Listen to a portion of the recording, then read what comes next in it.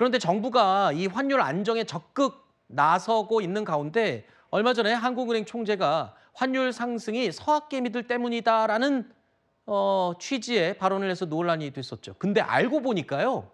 서학개미들보다 훨씬 더 많은 금액을 국민연금이 오히려 해외 주식에 더 많이 투자하고 있었다고요? 이렇게 네. 되면 뭐 서학개미가 영향을 주는 거는 말이 안 되는 거였네요, 어차피. 네, 그렇죠. 저기 이제 1.5배가 전에 기준으로 보면 1.3배, 2배 정도 되는 거였는데 네. 저렇게 늘어난 겁니다. 그러니까 국민연금이 그만큼 해외 주식 투자 비중을 확 높인 늘렸다. 거죠. 네. 네. 그러니까 절대적인 양에서도 그렇고 최근에 늘어나는 속도도 국민연금이 많이 늘렸다라는 거죠.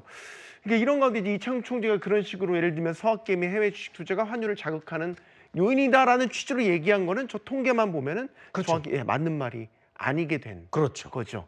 물론 최근 한두 달 사이에 개인 투자자들의 해외 주식 투자가 급격하게 늘기는 했어요. 10월부터 했어요. 네. 하지만 전체 추세나 이런 늘어나는 양으로 보면 국민연금이 가장 큰 영향을 미치는 거고 그런 부분들이 있다 보니까 어떻게 보면 이번에 외환당국과 사자협의체 만들어서 뉴 프레임워크를 짜자라고 하는 것도 어쨌든 국민연금의 해외 자산 투자가 늘어나는 데 따른 불가피한 조치가 아닌가 이런 생각이 듭니다. 알겠습니다.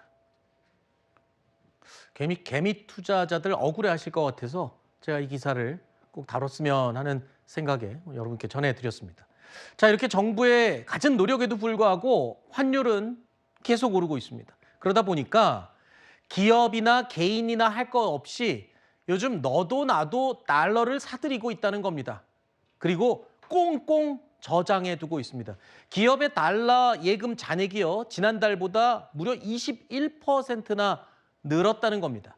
결국 기업은 그리고 개인들은 아무리 정부가 저렇게 노력을 해도 환율은 더 오를 걸로 본다는 거잖아요, 지금. 네, 그렇죠.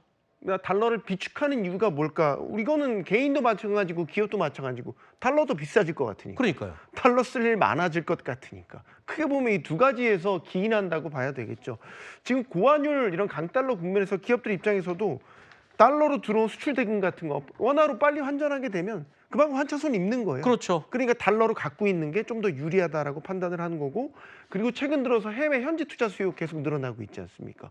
보통 미국이 아니어도 미국 외 지역에서도 해외 현지 투자할 때는 달러로 결제하는 비중이 많습니다. 네. 그렇기 때문에 달러를 역시 가지고 있어야 될 이유가 아하. 하나 더 생기는 거고 그리고 어떻게 보면 그 자체가 하나의 해지예요. 그렇죠. 원화 가치가 계속 떨어지고 있는데 원화로 바꿨다가 나중에 또 달러 필요해지면 달러로 바꾼다? 그만큼 손해죠. 네.